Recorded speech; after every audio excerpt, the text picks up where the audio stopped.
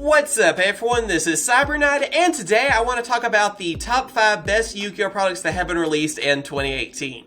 So yeah, 2018 was actually a pretty good year for Yu-Gi-Oh! I mean, we got some really good reprint sets from this year, actually quite a few good reprint sets, and I thought it'd be fun just to talk about all of them too, because in the past we all know that we pretty much just had to wait for Mega Tens and maybe a Legendary Collection to get some good reprints, and now we have things like Battles of Legends, we had Shadows in Valhalla. I mean, that basically became a Battles of Legends set. Then, of course, Kaiba Legendary Collection, just so many things to talk about this year. And of course, on this list, remember, this is TCG only. It's only for us over here, not anything that came out for Japan. And also, too, if your favorite product wasn't on this list, let me know down in the comments. I mean, this is just my opinion on what I thought the best things were that were out this year. But if your favorite's not here, or if you disagree or whatever, let me know down in the comments. I'd love to know what your favorite product was, or even your top 5, because it'd be pretty cool to see what people liked from this year. So anyway, let's get started. First off, for number 5, we have Battles of Legend Relentless Revenge. So yeah, last year we all know that Battles of Legend was probably the best set, honestly, of last year. I'll just go ahead and say it. I mean, with reprints like Breaksword, Omega, we finally got Minerva. I mean, just so many good cards in this that the second set, of course, was going to be good as well. Well, it really didn't live up to the expectations of the first set, because, I mean, the first one, again, that's just hard to compete with. This set was still amazing. I mean, we had a lot of really useful reprints. We even got some new cards from it, too. I mean, like Gumblar. You know, Topologic Gumblar is actually in that, which is something that's kind of big in the meta right now. I mean, without Firewall, he's kind of like the new scary Link monster that we have. Also, several number monsters that are actually getting some hype now too, that were very useful. And even some reprints on things like for Neos, because we were getting new Neo support. We had some Noble Knight reprints too that were pretty cool. And just, it had a good variety of things too. While it didn't live up really to the first Battles of Legend, it was still a really good set, and just the reprints, like some cards that we got as, you know, different rarities, and a lot of cards just made it a lot easier to get, was pretty awesome. So yeah, it had to be on this list because, again, it's still an amazing reprint set. Then for number 4, we have the 2018 Mega Tens.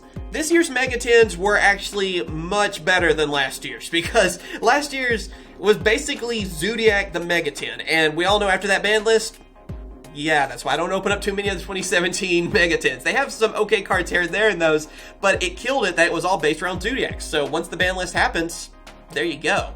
With this Mega 10, though, we actually had some really useful reprints that helped out a variety of different decks, because we finally got reprints of different Link monsters that we've needed, like Borolo Dragon, Yugioh was actually reprinted in this, Heavy Motofo's Electromite was reprinted, so that helped out quite a bit as well. Of course, Firewall, even though it's banned now, it was still a very good reprint from that, and even Topologic Balmer and other cards too. So really, I feel like this Mega 10 was just way more useful because it helped out with so many different decks. Whenever it's not just based off one archetype like Zodiac's, you're getting, you know, a lot of these Link monsters that will work in a variety of different decks for you too. And plus, there were some other good reprints as well. Even some surprises like getting Ruin and Demise, actually older cards that weren't part of the pack, so the Mega 10 should have been thrown in as well. So it ended up being one of the best Mega 10s I feel like we've had, just because, again, if it helps out so many different decks, I feel like it makes it a better product. Now for number 3, we have Legendary Collection Kaiba. This set was really great, even though it really hated me. Because, yeah, this one had a ton of great reprints too. Of course, it was our first Ash Blossom reprint that we got. You guys know I opened up a case, I didn't even get one. So it was not easy to get. Again, I hate that whenever that happens anyway. Why reprint something if you're going to make it so tough to get? And it's not just me being salty about that, because I saw so many people, like, they were lucky if they got 1 or 2 from their case even. So that always aggravates me. So that's one of those reasons why this was a cool reprint set, but also it had quite a few flaws as well. I mean, we did finally get a reprint of Ethiopia the Lightning, but where was Blue Eye's Alternative Dragon? It was the Kaiba Legendary Collection. It made no sense on that. But again, I mean, you had other good reprints. We had like the ABC monsters, their field spell actually is secret rares, and just so many different cards, a lot of Kaiba's cards. Some were more nostalgic than competitive, where again, it makes you question, okay, you know, we could have had Blue Eyes Alternative or more of the Blue Eyes support in it, but it did have, you know, some of the Blue Eyes support and made it a lot easier to get too. So it had good reprints, but it also could have been a better product, I feel like. And then next up, for number 2, I have Flames of Destruction.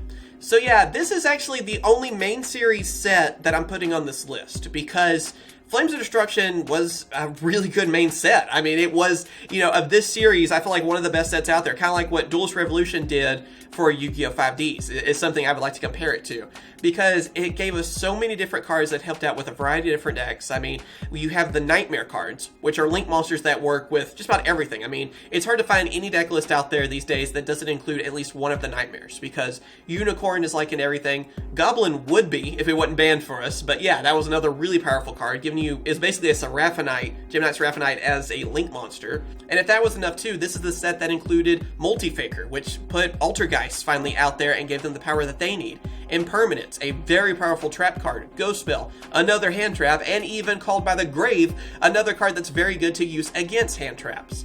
So with this set, I feel like it helped out so many different decks because you could use the different link monsters, you could use Called by the Grave, and just believe it's a really great main set, and it's one of the best main sets we've had in a couple of years, honestly, too. And of course, before we get to number one, here are the honorable mentions, because again, there were some hard choices on this list. So the first one is Dark Saviors.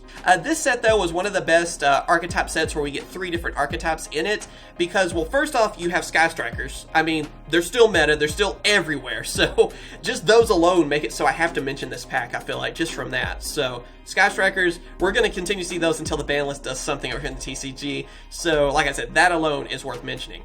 But also, too, I feel like we need to give respect to the For Hires. Even though I don't like their name change, they are very powerful cards. They're something we're seeing a lot more of these days, and they're even getting new support too. I mean, they got a new Link Monster in Soul Fusion, they're getting another new card in the set after Savage Strike, and they're another archetype too that I feel like really deserves some recognition as well, and a lot of fun to play too.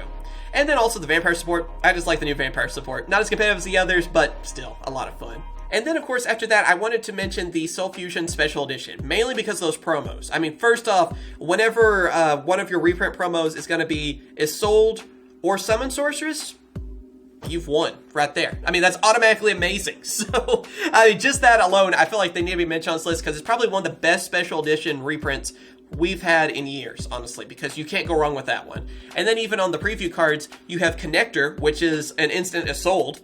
And then also you have the Prank Kids card, which we're starting to see Prank Kids do more now at this time. So giving them that support a little bit earlier help. And then also when, like I said, you get a Sold or Summon Sorcerers, you just can't go wrong with that. So one of the best special editions ever and some of the best reprints we've seen in quite a while. And then for the last of the honorable mentions, I want to mention the Legendary Hero decks. I feel like this Legendary decks, they weren't as popular as the other ones, and I think it's because really they chose 3 weird archetypes. But that was also kind of cool, too. I like that we saw something different this time, because we had Nordics, we got Destiny Heroes, and we got Phantom Knights, which all had really good reprints from them, even getting, you know, a YCS promo card, you know, in there for Nordics, and then all the support for them, a new Link Monster for each of these, and of course Phantom Knight cards that definitely needed a reprint too. They were getting really tough to find. It's just really with this set, it's tough to live up to the other ones. The first couple of ones were mainly nostalgia, so this one I feel like wasn't as good as last year's Legendary decks, but still very good too. So I feel like I needed to mention on this list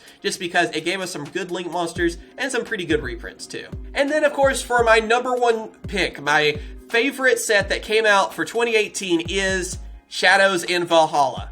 Yeah, I never thought I would think this about this set, because when it was first revealed, I remember us, you know, they were just kind of saying, oh, well, we're getting the Valkyrie support, and we're going to get some new ninja cards. I was like, oh, okay, that sounds cool, whatever. It kind of sounds like one of those kind of packs where you're going to get a few cards that you want from it and not really think much of it. I mean, that's honestly what I thought about it.